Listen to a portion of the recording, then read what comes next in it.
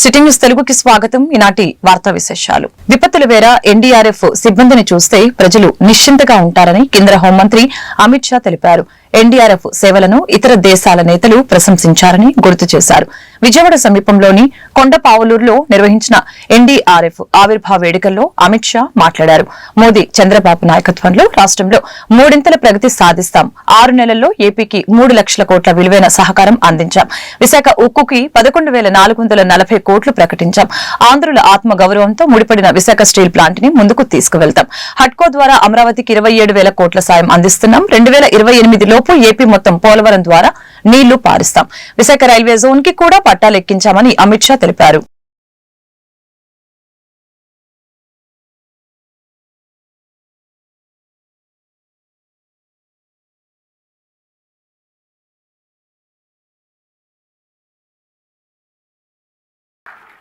अभी 2 दिन पहले ही कैबिनेट में विशाखापट्टनम के स्टील प्लांट के लिए 11,000 करोड़ रुपए की इन्वेस्टमेंट की घोषणा, मदद की घोषणा नरेंद्र मोदी जी ने की है.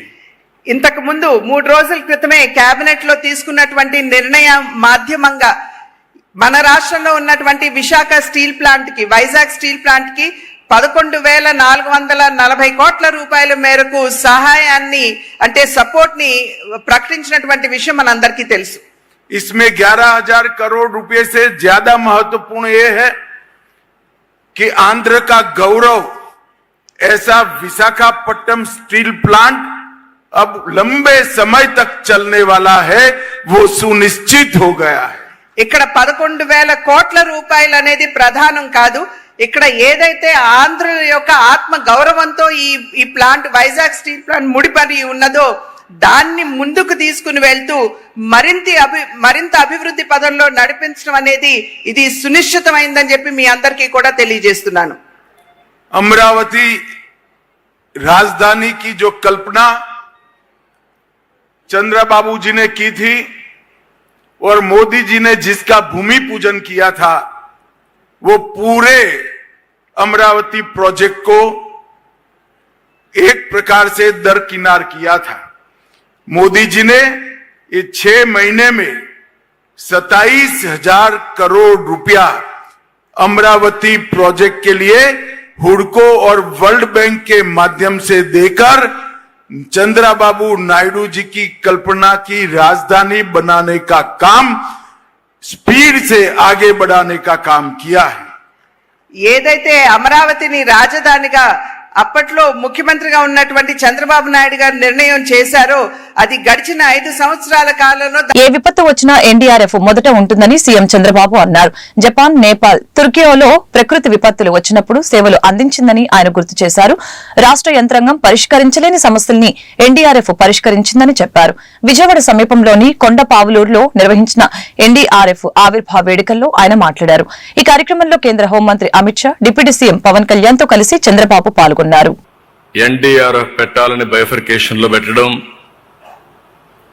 దాన్ని ఫాలో అప్ చేసినప్పుడు 2014లో ఎన్డీఏ ప్రభుత్వం ఆనాటి మంత్రి, హోమ్ మినిస్టర్ అయినటువంటి రాజ్నాథ్ సింగ్ గారి చేతుల మీదుగా ఫౌండేషన్ చేసుకున్నాం.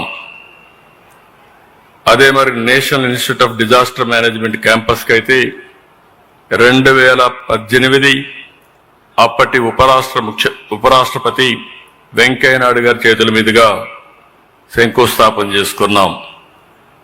ఈ రెంట్ కూడా దగ్గర మనం చూస్తే 50 ఎకరాల భూమి ఇచ్చాం. ఈరోజు పూర్తి క్యాంపస్ పూర్తి చేసి అమిత్ షా గారి చేతుల మీదుగా ఈరోజు ఫౌండేషన్ మళ్ళా ఇనాగరేషన్ చేసుకున్నాం. దీనికి మనస్ఫూర్తిగా కేంద్ర ప్రభుత్వాన్ని అభినందిస్తున్నాను. ఆ రోజు స్టార్ట్ చేసింది కేంద్ర ప్రభుత్వం, ఎన్డీఏ ప్రభుత్వం. మళ్ళీ ఈరోజు మనం దీన్ని ఇనాగరేషన్ చేసుకోవడం కూడా వారి చేతుల ద్వారా చేసుకునే పరిస్థితికి వచ్చాం. ఎప్పుడు కూడా ఎన్డీఆర్ఎఫ్ అనేది నేను చాలా సందర్భాల్లో చూశాను. ఏ డిజాస్టర్ వచ్చినా ఫస్ట్ గుర్తొచ్చేది ఎన్డీఆర్ఎఫ్ గుర్తొస్తుంది. ఏ డిపార్ట్మెంట్ లో ఎప్పుడు ఎవ్వరూ చేయలేని పనులు ఏదైనా ఉంటే అది చేయగలిగే శక్తి ఎన్డీఆర్ఎఫ్ ఉంది.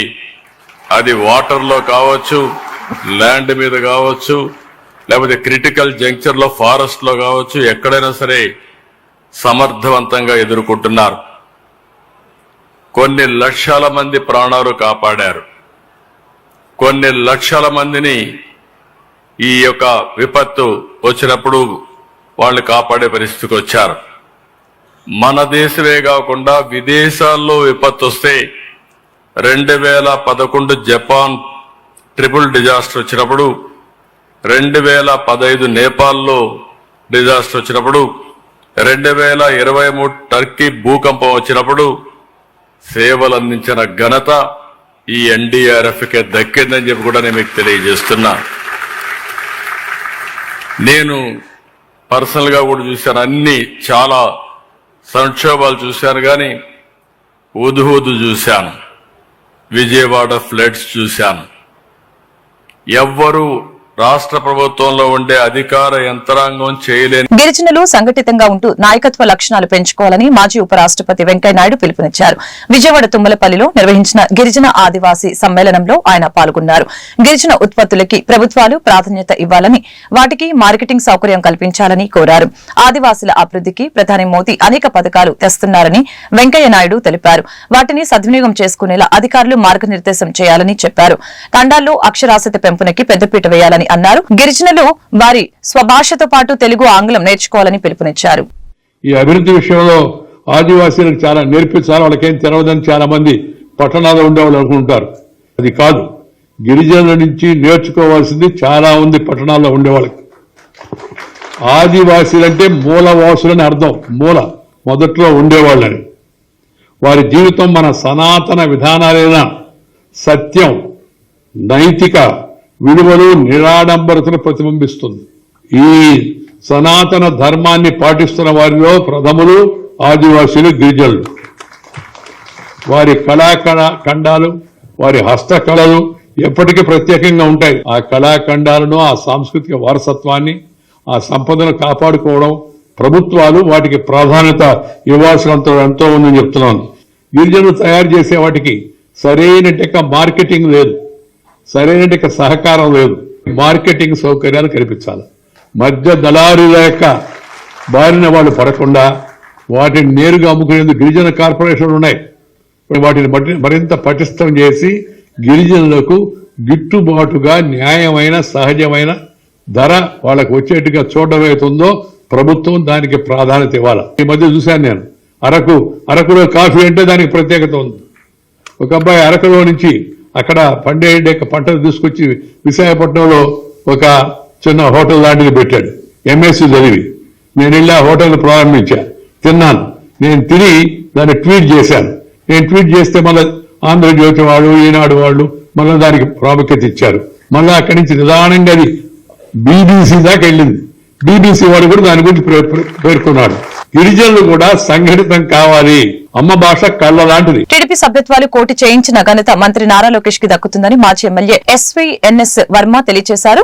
పార్టీకి భవిష్యత్తు లేదన్న వారందరికీ యువగలంతో ఆయన సమాధానం చెప్పారని అన్నారు. నారా లోకేష్ కి డిప్యూటీ సీఎం పదవి ఇవ్వాలని కోరారు. పిఠాపురంలో నిర్వహించిన మీడియా సమావేశంలో వర్మ మాట్లాడారు. లోకేష్ గారు ఉప ముఖ్యమంత్రి కోరుకున్నాను ప్రశ్నిస్తున్నారు కదా, అడిగితే తప్పేంటి? అలా పొలిటికల్ రాజకీయ పార్టీలు ఎలా ఉంటాయంటే, నిన్న కాక మొన్న జగన్మోహన్ రెడ్డి ఓడిపోయాడు. సీఎం సీఎం సీఎం అంటున్నారు లేదా? మన దగ్గరికి వచ్చాడు జగన్మోహన్ రెడ్డి ఓడిపోయిన నెలకో 2 నెలలకు వరదలకు. మరి సీఎం సీఎం అనలేదా? రమణపేటలో అక్కడ అన్నారు లేదా? అంటే ఆ పార్టీలో ఉన్న కార్యకర్తల కోరిక ఎలా ఉంటుందంటే, వెంటనే చంద్రబాబు నాయుడు దింపేసి జగన్మోహన్ రెడ్డి ఎక్కించేయాలని ఉంటుంది. అంటే ఆ పార్టీలో వాళ్ళ ఇంట్రెస్ట్, వాళ్ళ మనోభావం, వాళ్ళ కసి. అలాగే జనసేన ఉంది, మళ్ళీ కళ్యాణ్ గారు సీఎం కావాలని అడగరు ఆ కార్యకర్తలు. అది కూడా ఎప్పుడు అవ్వాలి అన్నది ఒక ఆలోచనతో ఆ కార్యకర్తలు పనిచేస్తూ ఉంటారు. అలాగే తెలుగుదేశం పార్టీ ప్రతిపక్షంలో ఉన్నాం. చంద్రబాబు నాయుడు సీఎం సీఎం అనేవారు కదా, లోకేష్ పాదయాత్రలో సీఎం సీఎం అనేవారు కదా. శ్రీ దుర్గామల్లేశ్వర స్వామివార్ల దేవస్థానం విజయవాడ శ్రీ అమ్మవారి దర్శనార్థం ఈ రోజు కేంద్ర హోంశాఖ సహాయ మంత్రి బండి సంజయ్ ఆలయానికి విచ్చేయగా ఆలయ మర్యాదలతో స్వాగతం పలికి అమ్మవారి దర్శనం కల్పించి ఆలయ అధికారులు అనంతరం ఆలయ వేద పండితులచే వారికి వేదాశీర్వచనం అందజేశారు.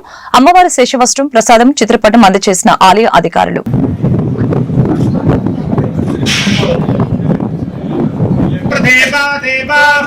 प्रप्रदेवा प्रप्रदेवा प्रप्रदेवा देवा प्रप्रदेवा देवा प्रोतोद प्रदेवा देवा प्रोता प्रोतोद प्रप्रोत सोनता सोनतोद प्रप्रोत सोनता उत सोनता सोनतोद प्रभाग प्रभाग वाग प्रप्रभाग देवी देवी वाग प्रप्रभाग देवी वाग देवी देवी वाग देवी ददातु ददातु देवी वाग देवी ददातु देवी ददातु ददातु देवी देवी ददातु नो ददातु देवी देवी ददातु नः ददातु नो ददातु ददातु नः न इति नः शरणागत दीनार्थ परित्राणपरायणे हरे देवी नारायणी नमोस्तुते नमो देवी महादेव्यै शिवायै सततं नमः नमः प्रकृत्यै भद्रायै नियता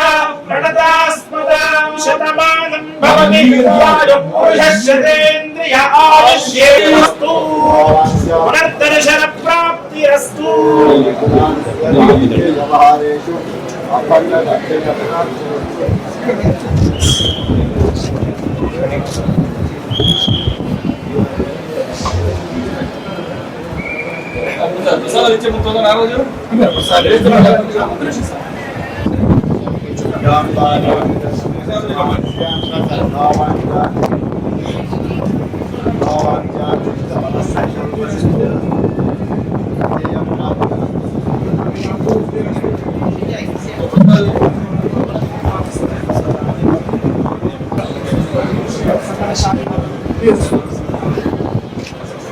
కేంద్ర హోంశాఖ మంత్రి అమిత్ షా గౌరవప్రదమైన హోదాలో ఉంటూ భారత రాజ్యాంగ నిర్మాత బిఆర్ అంబేద్కర్ ని అవమానించడం హేయమైన చర్య అంటూ సిపిఎం పార్టీ నేతలు మండిపడ్డారు.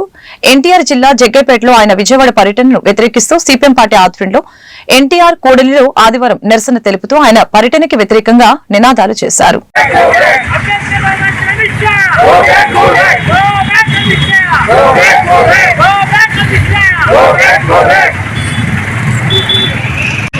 రాజ్యాంగ నిర్మాతనే విమర్శించే పార్టీ ఈ రోజున బీజేపీ నాయకత్వం వెళ్ళారంటే ఈ దేశాన్ని తీసుకెళ్ళడానికి వీళ్ళు కోరుకున్నారనేది మనకు అర్థమవుతా ఉంది. రాబోయే కాలంలో భారతదేశాన్ని అంటే పురాతన ధర్మం వైపు తీసుకెళ్ళడానికి ప్రయత్నాలు సాగుతున్నాయనేది దీనికి నిదర్శనం. దీనిని ప్రజలందరూ మేధావులు దీన్ని ఖండించాలి. అమిత్ షా వ్యాఖ్యలకి వ్యతిరేకంగా దేశవ్యాప్తంగా ప్రజలందరూ వ్యతిరేకత తెలిపిన రోజునే ఈ రోజున నిజమైన దివాళీ ఘనత అంబేద్కర్ గారికి ఇచ్చినంత అవుతుంది. అమిత్ షా వ్యాఖ్యలను సిపిఎం పార్టీ తీవ్రంగా ఖండిస్తూ ఉంది. ఈ రోజున దేశవ్యాప్తంగా కూడా నిరసన కార్యక్రమాలు చేస్తూ ఉంది. దానిలో భాగంగానే ఈ రోజున మనం కార్యక్రమం చేయడం జరిగింది.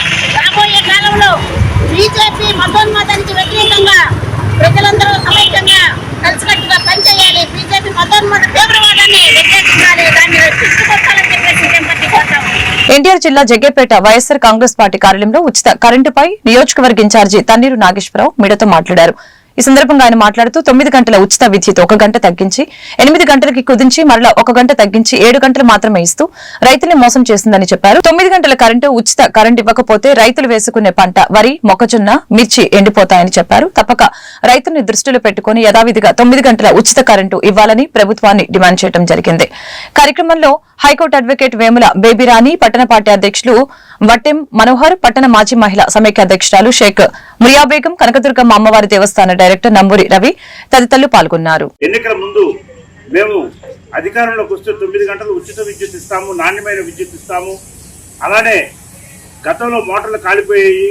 అలా కాకుండా లో వోల్టేజ్ లేకుండా మరి నాణ్యమైన విద్యుత్ ఉదయం 8 గంటల నుంచి సాయంత్రం 5 గంటల వరకు ఇస్తామని చెప్పి నమ్మబలికి అధికారంలోకి వచ్చిన తర్వాత ఇవాళ చూస్తా ఉంటే కేవలం 5 నుంచి 6 గంటలు కూడా ఉచిత విద్యుత్ రైతులకు అందిన పరిస్థితి. దీనికి కారణం పాలకులు చెబుతా ఉన్నారు. విద్యుత్ శాఖ మంత్రి అలానే ముఖ్యమంత్రి గారు చెబుతా ఉన్నారు. ఈ రోజున రాష్ట్రంలో ఉత్పత్తి తగ్గిపోయింది, సోలార్ ఉత్పత్తి తగ్గిపోయింది, విండ్ పవర్ ఉత్పత్తి తగ్గిపోయింది. అందువల్లనే మేము కుదించాం సమయం అని చెప్పి చెబుతా ఉన్నారు. 10 రోజుల క్రితమేమో 9 గంటలు కాదు 8 గంటలే ఇస్తామని చెప్పి గంట కుదించామని చెప్పారు. 3 రోజుల క్రితం ఇంకొక గంట కుదిస్తా ఉన్నాం అని చెప్పి వాళ్లే డిపార్ట్మెంట్ సబ్ స్టేషన్స్ మొత్తానికి కూడా మెసేజ్ పంపించారు. రైతులకు మీరు తెలియజేయండి. ఎన్టీఆర్ జిల్లా చందర్లపాడు మండలం ముప్పాల గ్రామంలో ఆస్తి కోసం మానవత్వం మరిచి జన్మనిచ్చిన కన్నతండ్రిపై కొడుకు శేఖర్ దాడి చేశాడు. పసుపులేటి వెంకటేశ్వర్లకి 4 కుమార్తెలు ఒక కొడుకున్నాడు. కుమారుణ్ణి గారాభంగా పెంచి పెద్ద చేసిన తల్లిదండ్రుల్ని కనికరం లేకుండా భార్య మాటలు విని ఆస్తి కోసం కర్రతో దాడి చేశాడు. సంక్రాంతి పండుగకి వచ్చిన కుమార్తెలపై దాడి యత్నం చేశాడు. సోదరి అని కూడా చూడకుండా కారం చల్లి మరీ కొట్టాడు. చెల్లెలు ఆరోపణ. అలాగని తండ్రి మాట్లాడుతూ నా పేరు మీద ఉన్న ఆస్తిపై కన్నేశాడు. తండ్రి పేరు మీద ఉన్న ఇల్లు ఆస్తిని తన పేరు మీదకి మార్చాలని ప్రతిరోజు వాదనకు దిగినట్లు తెలిపారు. నాయకులకు గ్రామ పెద్దలకు నా కొడుకు శేఖర్ మా జోలికి రాకుండా చూడవలసిందిగా కోరుతున్నట్లు తెలిపారు. నాకు 4 ఆడపిల్లలు ఒక్కడే మగపిల్లలు కదా. నాకు ఇల్లు ఉంది కాదు, ఇట్లా ముప్పాళ్ళలో ఇల్లు ఉంది. అయితే ఆ ఇల్లు నాకు రాచేయి, మీరేమన్నా కానీ నాకు సంబంధం లేదు, నా ఇల్లు నాకు ఖాయమంటున్నారు సార్. నా కొడుకు నన్ను నా భార్యని ఇబ్బంది పెడుతున్నారు సార్. చంపడానికి కూడా వెనకట్లేదు సార్. భార్య భర్తలు ఇద్దరు కలిసి సార్.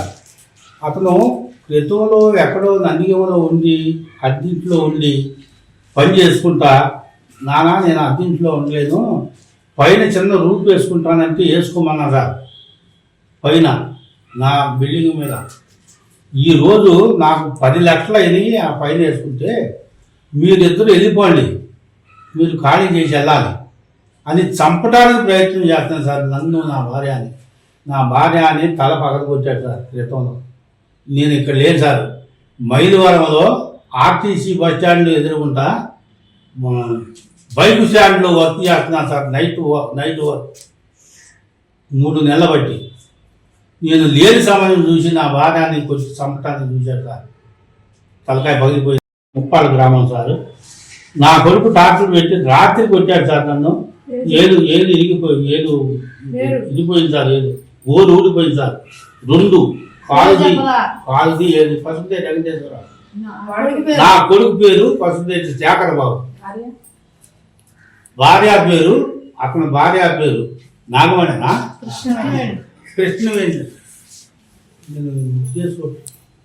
కృష్ణవేణి. ఆమె గారిని కంచెల ఏడుగు దగ్గర కంచెల. కొత్తూరా పాతూరా? పాతూరు సార్. పాత కంచెల. రామిరెడ్డి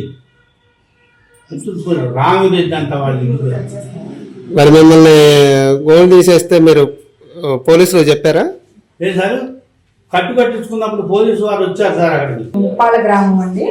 మా నాన్నగారి పేరు పసుపులేటి వెంకటేశ్వరరావు, మా అమ్మగారి పేరు పసుపులేటి లక్ష్మి, నా పేరు పసుపులేటి పద్మావతి. నన్ను గుంటూరు ఇచ్చారండి, అత్తగారు ఊరు గుంటూరు అనమాట. యాక్చువల్గా ఏంటంటే మా తమ్ముడు ఏదైతే మాకుంది ఇల్లు పసుపులేటి శేఖర్ బాబు, ఆయన భార్య రామ్ శెట్టి కృష్ణవేణి, ఈవిడ ఇద్దరు కలిసి ఏంటంటే రామ్ రెడ్డి కృష్ణవేణి, వీళ్ళిద్దరూ కలిసి ఏంటంటే మాకు ఒక ఇల్లు ఉంది. ఆ ఇల్లు కొద్దిగా పొలం ఉంది. ఆ పొలం కోసం ఏంటంటే ఆ పొలము ఇంటి కోసము మా నాన్న మా అమ్మని విపరీతంగా ఇబ్బంది పెడుతున్నారు, టార్చర్ పెడుతున్నారు.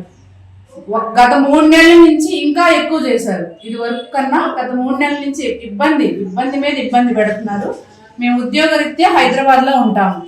మా వారు నేను పిల్లలు హైదరాబాద్ లో ఉంటామండి. ప్రైవేట్ జాబ్స్ చేసుకుంటూ ఉంటాం అనమాట. ప్రతిసారి మాకు కూడా రావడానికి కుదరట్లేదు. ప్రతిసారి వీళ్ళని కొట్టినప్పుడల్లా స్టేషన్కి వెళ్ళడం, ఎఫ్ఐఆర్ అని చెప్తారు, తిరిగి వచ్చేస్తున్నారు. మాకు ఏమి రిజల్ట్ దొరకలేదు అందులో. నైట్ మేము మా అత్తగారు 1 వీక్ ఉండేసి మేము రిటర్న్ వచ్చాము. మా అమ్మని చూద్దామని చెప్పేసి ఆ నైట్ స్టే చేసి పొద్దున్నకి మేము వెళ్ళాలి. అలాంటి వాళ్ళని ఏం చేస్తున్నారంటే ఇద్దరు కలిసి బ్యూరో స్టేట్ జాయింట్ సెక్రటరీ అండి. నాకు గత నెల 24వ తారీఖు నుంచి ఈ కేసు అనేది నడుస్తుందండి. నాకు ఆల్రెడీ దీని మీద కంప్లైంట్ వచ్చింది.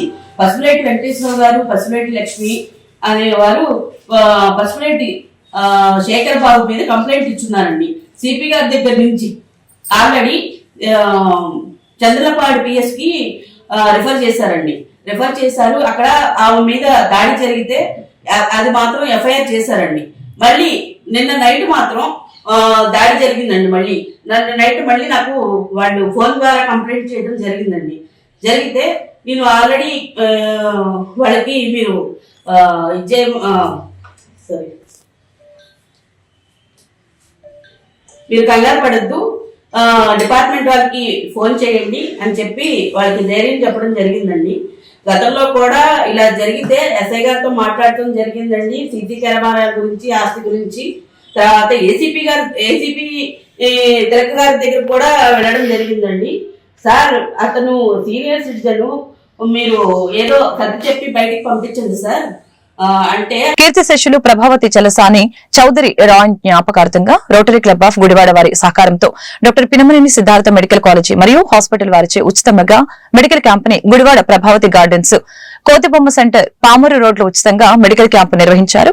ఈ యొక్క క్యాంపులో గుండె, నరములు, ఈసీజీ మరియు జనరల్ పరీక్షలు, మెదడు, వెన్నెముక, పెరాలసిస్ మొదలగు సమస్యలకి అనుభవజ్ఞులైన డాక్టర్చే వైద్య పరీక్షల్ని నిర్వహించడం జరిగింది. కార్యక్రమానికి గుడివాడ చుట్టుప్రక్కల గ్రామాల ప్రజలు పాల్గొని వైద్య పరీక్షలు చేయించుకున్నారు. Program convener doctor C Suryachandrarao, Gullapalli Kiran Babu తదితరులు పర్యవేక్షించారు.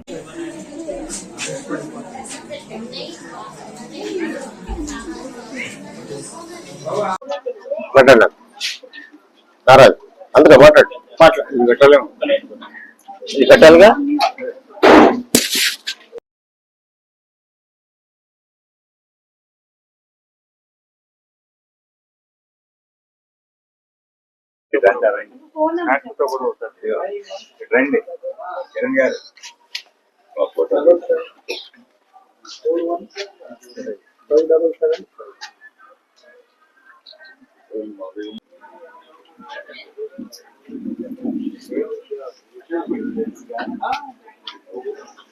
ఓకే, రోటరీ క్లబ్ ఆధ్వర్యాన మన తుప్పినేని పెరుమాళి గారి అమ్మాయి అయిన లలిత గారు సహాయార్థంగా, అంటే వాళ్ళ ఫాదర్ మదర్ యొక్క జ్ఞాపకార్థంగా ఆవిడ మెడికల్ క్యాంప్ కాంటాక్ట్ చేస్తుంది. ఆ మెడికల్ క్యాంప్ అయ్యే ఖర్చులు కానీ, మందులు కానీ, దేనికి సంబంధించిన కూడా ఫైనాన్స్ అంతా మేడం గారు చూస్తున్నారు. ఆ మేడం గారు దాని మీద రోటరీ క్లబ్ నుంచి మేము every month first Sunday, third Sunday, ఈ 2 సండేలు పినమనేని సిద్ధార్థ నుంచి డాక్టర్స్ వచ్చి ఇక్కడ వచ్చే పేషెంట్లందరూ కూడా ఏమైనా ప్రాబ్లమ్స్ ఉంటే అవన్నీ చూస్తూ, వాళ్ళకి సంబంధించిన ఏమన్నా ఉంటే మందులు ఇక్కడ చేసే సేవలు చేస్తూ, ఇంకా అవసరం అవుతే పినమనేని హాస్పిటల్కి అక్కడ కూడా రెఫర్ చేస్తూ, అక్కడ కూడా వాళ్ళకి కావాల్సినవన్నీ కూడా రోటరీ క్లబ్ గుడివాడ వారి ఆధ్వర్యంలో పినమనేని సిద్ధార్థ మెడికల్ కాలేజీ వారి డాక్టర్ల యొక్క సౌజన్యంతో డాక్టర్ పెరుమాళ్ గారు వారి సౌజన్యంతో వాళ్ళ క్యాంపస్ లో వారి అమ్మాయి డాక్టర్ గారు అమెరికాలో ఉండి మళ్ళా ఇండియాకు వచ్చి వారి యొక్క మేడం లలిత గారు వారి యొక్క ఆర్థిక సహకారంతో ప్రతి నెల మొదటి ఆదివారం. అందరికీ నమస్కారం. నా పేరు Vaddadi Nagaraju, 8th ward TDP కూటమి నాయకుడిని. అదేవిధంగా వాకర్స్ అసోసియేషన్ లో ఈ రోజు ఇక్కడ క్యాంప్ పెట్టి ఎమ్మెల్యే వెనిగల రాము గారి ఎమ్మెల్యేగా అవ్వకముందు క్యాంపుకి రావడం జరిగింది. ఇక్కడికి ఇప్పటికి వచ్చి సంవత్సరం అయింది. సంవత్సరం రోజున మళ్ళీ ఇక్కడ మెడికల్ క్యాంప్ పెట్టిన వాకర్స్ అసోసియేషన్ వాళ్ళ సంఘంలో నేను ఫ్యామిలీ పర్మనెంట్ మెంబర్ గా జాయిన్ అవ్వడం జరిగింది.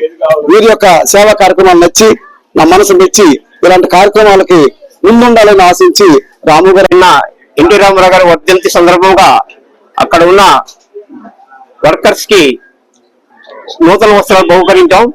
2వ దినం ఈ రోజున మన పెద్ద వీధిలో ఉన్న సంఘం బడిలో మా ఎన్టీఆర్ వాకర్స్ సభ్యుల తరఫున మెగా మెడికల్ క్యాంపు నిర్వహించాము.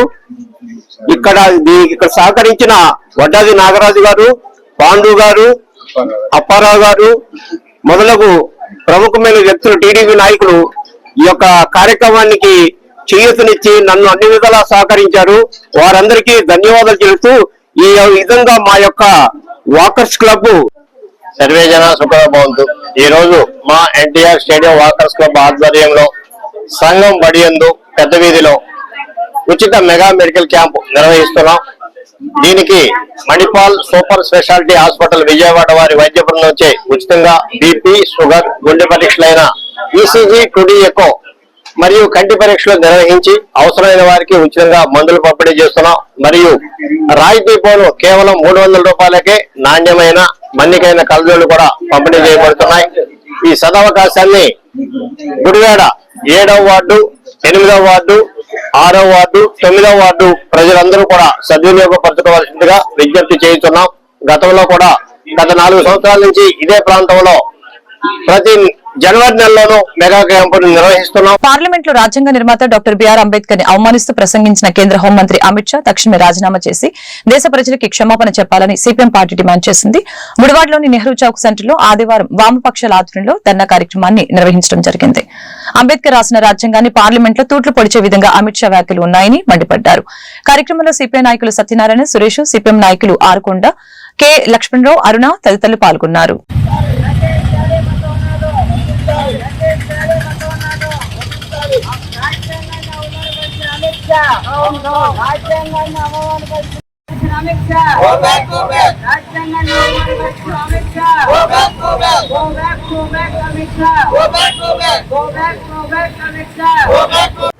డెబ్బై సంవత్సరాల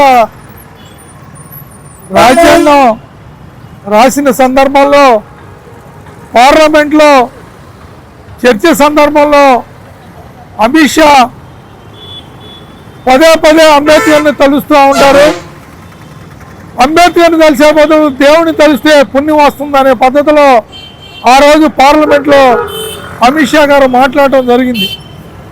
దీనికి అమిత్ షా గారు ఏదో వేగ్గా మాట్లాడింది కాదు, కావాలనే అమిత్ షా గారు ఈరోజు హిందూ రాజ్యాంగాన్ని లేకపోతే హిందూ మతోన్నవాదాన్ని ఈ దేశ ప్రజల మీద రుద్దాలి అనే ఉద్దేశంతోనే ఆయన పార్లమెంట్లో మాట్లాడడం జరిగింది.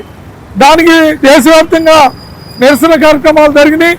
కానీ మన రాష్ట్రంలో ఉన్న అధికార పార్టీ కానీ ప్రతిపక్ష పార్టీ కానీ అమిత్ షా వ్యాఖ్యల్ని ఖండించడం కానీ ఏమీ చేయలే. ఈరోజు అమిత్ షా గారు ఆంధ్ర రాష్ట్రంలో గన్నవరం ప్రాంతంలో పర్యటనలో ఉన్నారు.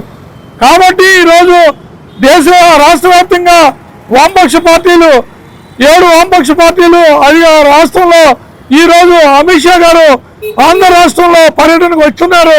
కాబట్టి నిరసన తెలియజేయమని పిలిపించడం జరిగింది. అందులో భాగంగానే ఈరోజు గుడివాడ పట్టణంలో నెహ్రూ చౌక్ లో ఈ నిరసన కార్యక్రమాన్ని చేయడం జరుగుతూ ఉంది. అమిత్ షా ఇలా భారత రాజ్యాంగాన్ని ఇలా అమిత్ షా కానీ మోడీ కానీ అంబేద్కర్ ఆశయాలను ముందుకు తీసుకుపోతాం. అంబేద్కర్ వర్ధంతి జయంతుల్లో పాల్గొంటూ వాళ్ళు గొప్పగా పొగుడుతూ ఉంటారు. రెండో పక్కన వాళ్ళు రాసిన రాజ్యాంగాన్ని కించపరుస్తూ ఆ రాజ్యాంగాన్ని విలువల్ని దొంగలో తొక్కాలని ప్రయత్నం రెండో పక్క చేస్తూ ఉన్నారు. కాబట్టి ఈరోజు రాష్ట్ర వ్యాప్తంగా వామపక్ష పార్టీల ఆధ్వర్యంలో ఈ నిరసన కార్యక్రమం జరుగుతుంది. కాబట్టి అమిత్ షా గారు ఈ దేశ ప్రజలకి క్షమాపణ చెప్పే వరకు, అట్లాగే ఆయన పదవి నుండి దిగిపోయే వరకు వామపక్ష పార్టీలు అంబేద్కర్ మీద చేసిన వ్యాఖ్యలు వెనక్కి తీసుకునే వరకు ఈ పోరాటం కొనసాగిస్తాయని. కాబట్టి ఈరోజు అమిత్ షా గారు ఆంధ్ర రాష్ట్ర పర్యటనకి సందర్భంగా వామపక్ష పార్టీలు గో బ్యాక్ అమిత్ షాని ఈ రోజు రాష్ట్ర వ్యాప్తంగా ఈ నిరసన కార్యక్రమాలు చేయడం జరుగుతూ ఉంది. ఒక పక్కన పొగుడుతూ రెండో పక్కన ఆ రాజ్యాంగాన్ని తుంగలో తొక్కడానికి బీజేపీ ఎలాంటి ప్రయత్నాలు చేస్తుందో మనం చూస్తాం. ఈ వార్తలు ఇంతటితో సమాప్తం. మరొక బులెటిన్ మళ్ళీ కలుద్దాం. నమస్కారం.